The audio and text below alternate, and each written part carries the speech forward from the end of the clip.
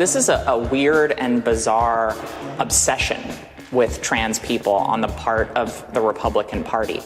And I agree with Republican governors who, when presented with the spate of anti-LGBTQ bills passed in state legislatures across the country, said these are solutions in search of a problem. And that's what we have to be crystal clear about moving forward. Because whenever you see a politician or a political party focus in on an issue that impacts a handful of people in a handful of places, you have to ask yourself why.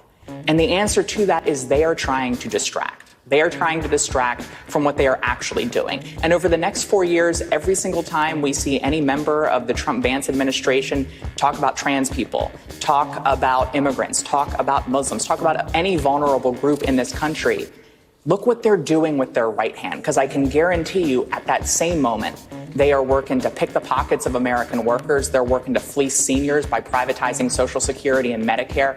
They're working to undermine the critical programs and benefits that Americans of every background and every political persuasion rely on to just get through the day. So if that being a feminist makes me an extremist, I'm totally here for it. Is this effort in response to Congresswoman McBride coming to Congress? Yes, and absolutely, and then some. I'm not going to stand for a man, if someone with a penis is in the women's locker room, that's not okay.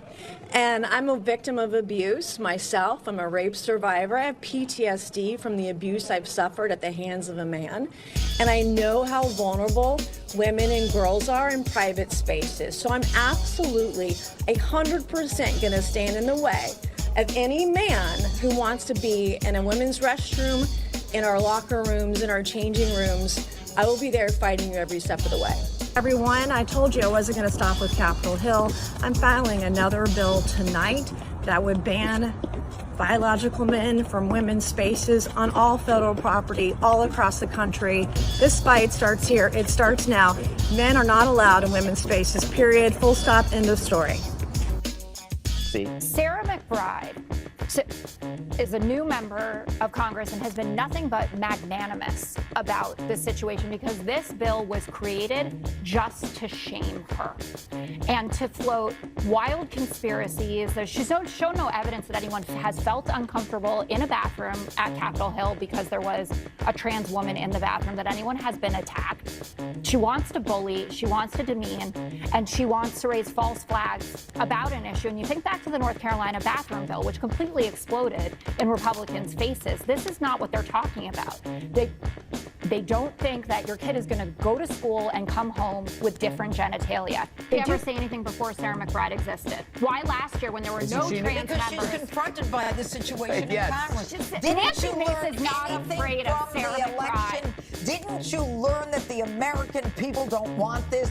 That the majority of people don't want to be kowtowing to a 0.01% of people who want to enter into my bathroom? I don't want a guy who's dressed as a woman, who thinks he's a woman, whether he has his thing or not. I don't want him in my bathroom. I don't want to think about it. I don't want to wash my hands near him. I don't want him in there. You know what? Get your own freaking bathroom. Go in your own unisex. Go in your own unisex bathroom. She has her own bathroom. Wait a minute.